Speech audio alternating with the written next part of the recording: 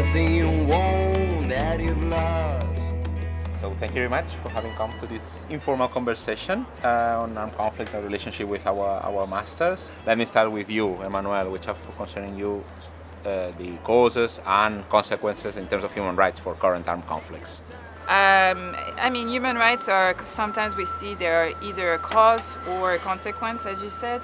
In many conflicts around the world, now we've seen that conflicts have evolved. It's no longer front to front, one party or state against another state. So within this conflict, we see that human rights are being deteriorated because the states are no longer, they don't have state institutions that are strong enough to go after the perpetrators of human rights violations. We see that sometimes the violations are committed by the states themselves, so it complicates even more the penalization or the understanding or the investigation of what kind of human rights. Academia, universities, what they can do. The academic world is key because it is forging the next generation of the stakeholders that will be acting in the field, not only from state, diplomatic agents, but also the government, politicians, but also NGOs, international organizations, and also a key element is policy research and research from the academic world. Research helps advance policy. Policy is what helps governments make decisions. So, the academic world is where we forge the next future leaders of our generation. Thank you. Oh no. Which answer offers Blanquerna?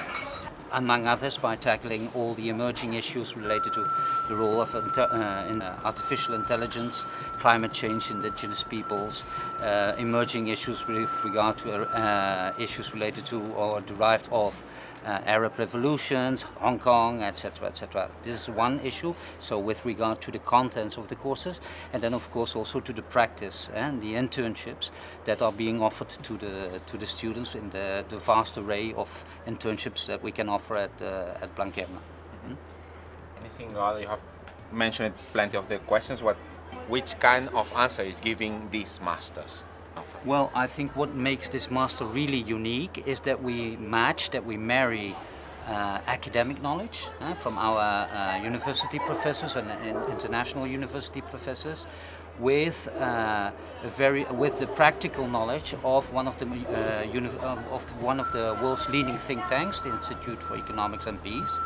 And so marrying the theoretical knowledge with the practical knowledge allows you to bridge the gap between theory and practice. And so I think from this perspective, students have really a privileged outlook and a daily insight into the kitchen of policy definition, policy planning, policy implementation. Paula, you are now studying this master.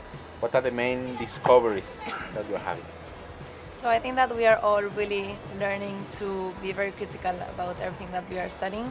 I think that the professors have really engaged the debate among us, and so that has really challenged not just thinking what the professors say in a very critical way, but also challenging our own ideas among the class.